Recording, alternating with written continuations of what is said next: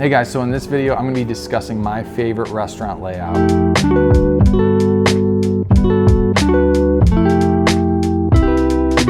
Over the last 15 or so years, we've opened 9 restaurants. This restaurant specifically was the first opportunity that we had to build a structure and design a space from the ground up. So a lot of times you're working with an existing shell, but in this case, we own the land across the street.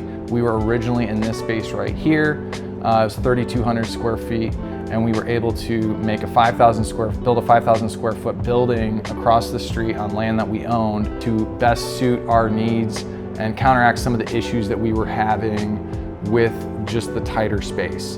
If you want to hear one of my favorite details about this project, stick around to the end of the video and I'll share that with you. Now, most of the time when you open a new restaurant, you're dealing with an existing shell and you kind of have to tailor it based on what your needs are.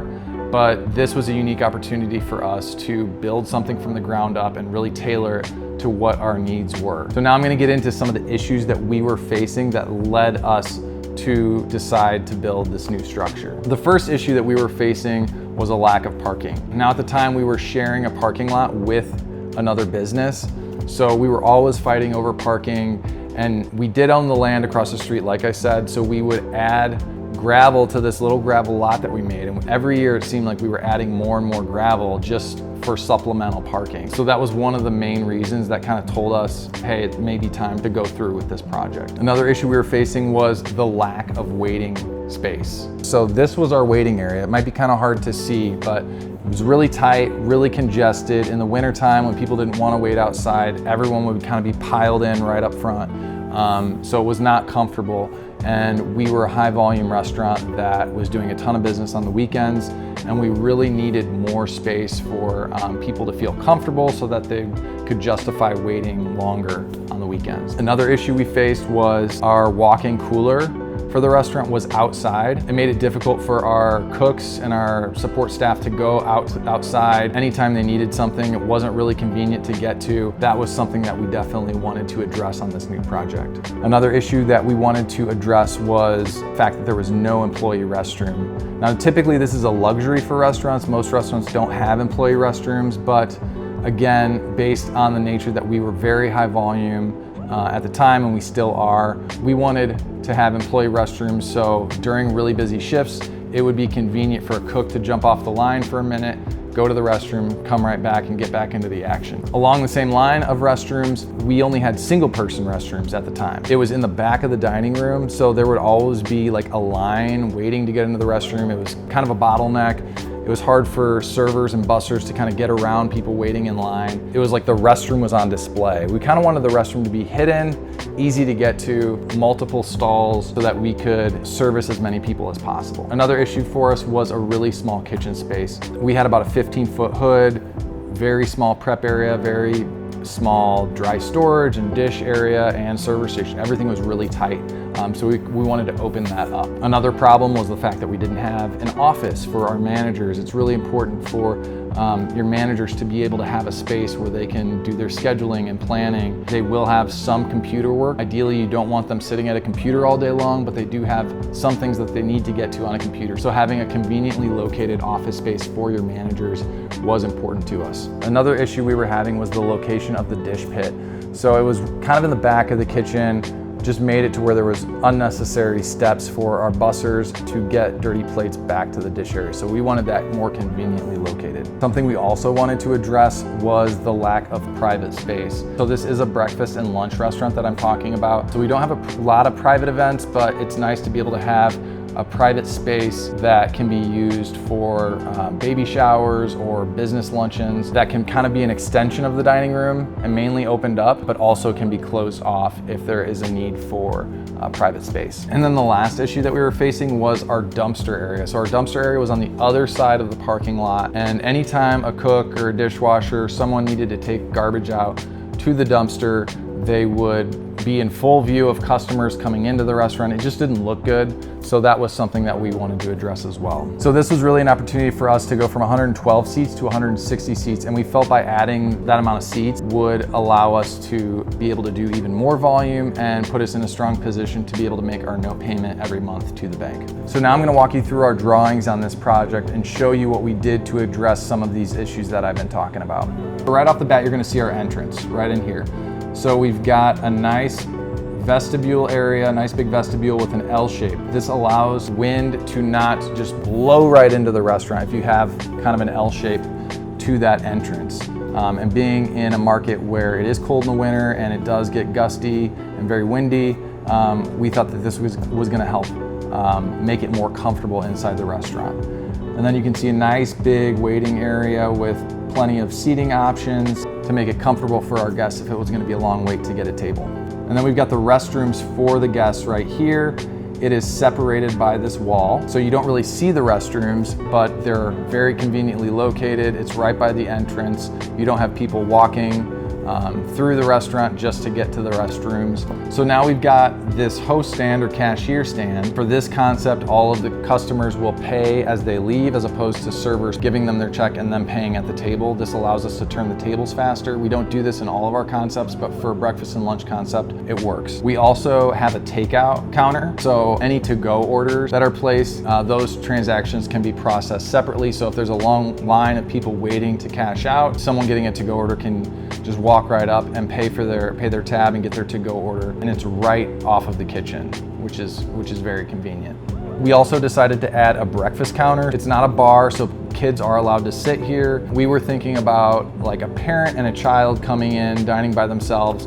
We didn't want them taking up a four-top necessarily, so this is a way that we can get more people in the restaurant eating at the same time by having more flexible seating. We also have 2 areas of banquet seating.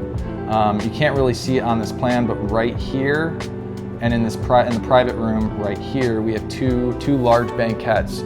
So that offers flexibility with it being able to push tables together and seat unique party sizes and reducing the amount of wait time maybe a party at 12 would normally have. So then going back to our private room, it's right here. So we do have 2 glass doors, sliding glass doors. When they're closed, you can see through. It does feel like an extension of the dining room, and most of the time they are open because it is typically overflow seating. And especially on the weekends, we use the whole space. So it's nice. If it's slow, you don't really have to seat back there, but when it's busy, it just feels like an extension of the dining room. But it can also be closed off for private parties and business luncheons, whatever requests you may have. So now we're gonna move back towards the kitchen. And this room right here, this is our office. So I wanted the office close to the dining room and also close to the server station, right in the middle of the action, as opposed to like way back in the corner over here or over here. I wanted it very conveniently located so the manager would be able to jump out of the office and help out and get things under control quickly. It's kind of hard to see on this plan, but it does show the dish area a little bit better than this one. Originally, we had the dish area back in this back corner, and we decided to move that to be more conveniently located. So when the bussers come back with dirty plates, they drop them off right here. They can come right back out this way and get back to work. Reducing the amount of steps for people to do their job was really important and ultimately makes people appreciate a work environment. Little details like that make people want to work for you and enjoy the environment that they work in. Another luxury that we weren't used to was a walk-in cooler and walk-in freezer inside the restaurant, right off the line.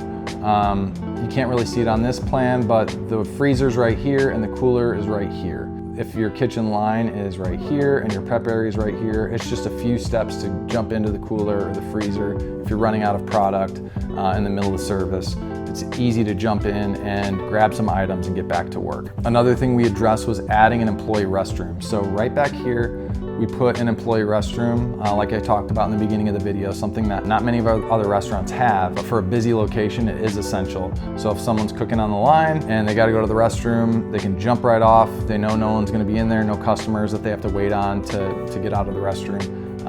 They can just jump right in, go to the restroom, come right back to work. Another thing we decided to do was make our prep area very large. So we did not have a big prep area in our previous location. And because we're breakfast and lunch only, we're able to use this prep area for some of our other concepts since we're closed after 3 o'clock. So having a really top-notch prep area was important to us and has made things just work much more efficiently. Now going to the very back of the kitchen space, this area right here is outdoors.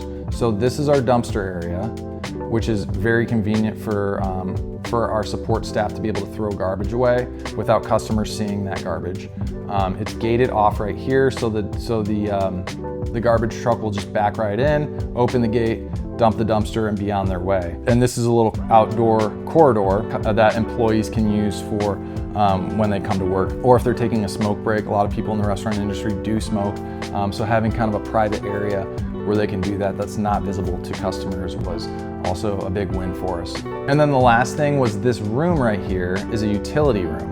So we put a lot of our utilities, mechanical stuff, our water heaters back in this room, which is nice because no one really goes back there. A lot of times people like run into pipes or mess with something on accident that will mess up your water heaters or your water softener or whatever you have.